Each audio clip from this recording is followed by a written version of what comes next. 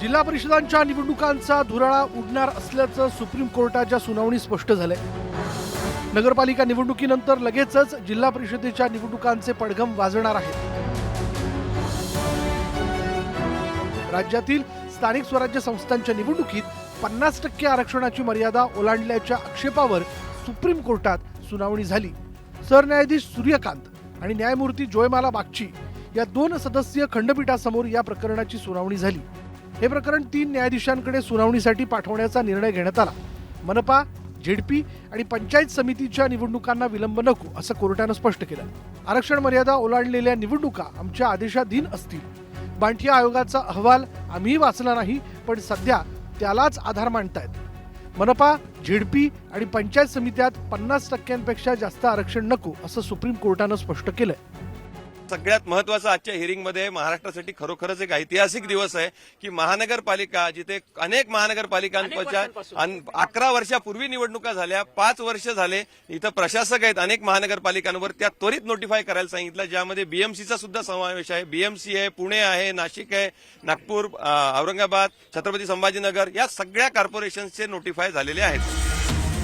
Supreme कोर्टाचा अंतिम निर्णय अजून आलेला नाही, त्यामुळे आगामी काळात काय होऊ शकतं हे आता पाहूया। मात्र 40 नगर परिषदा आणि 17 नगरपंचायतींमध्ये आरक्षणाची मर्यादा 50%हून अधिक आहे। त्यांचा निकाल या प्रकरणाच्या अंतिम निर्णयावर अवलंबून असणार आहे। परिणामी या 57 ठिकाणी होणारी निवडणूक थोडी वेगळी असेल। कोर्टाचा निर्णय बाकी असल्यानं जिंकलेले उमेदवार आनंदी होऊ शकत नाही आणि हरलेल्या उमेदवारांनीही दुःखी होण्याचं कारण असणार नाही। सुप्रीम कोर्टाने शुक्रवारच्या सुनावणीत जानेवारीच्या दुसऱ्या आठवड्यात 3 न्यायाधीशांच्या खंडपीठासमोर हे प्रकरण सूचीबद्ध करण्याचे प्राथमिक निर्देश दिलेत। 50%ची मर्यादा राखून घेतल्या जाव्या असे निर्देश इलेक्शन कमिशनला आज मान्य कोर्टाने दिलेत।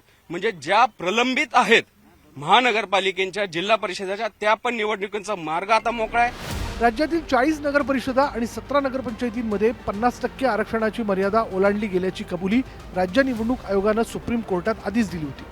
ज्या ठिकाणी आरक्षणाची मर्यादा 50%च्या वर गेली आहे, त्या ठिकाणी निवडणूक आयोगाला पुन्हा एकदा ती 50%च्या खाली आणण्यासाठी प्रक्रिया करून नवीन सोडत जाहीर करावी लागण्याची शक्यता आहे।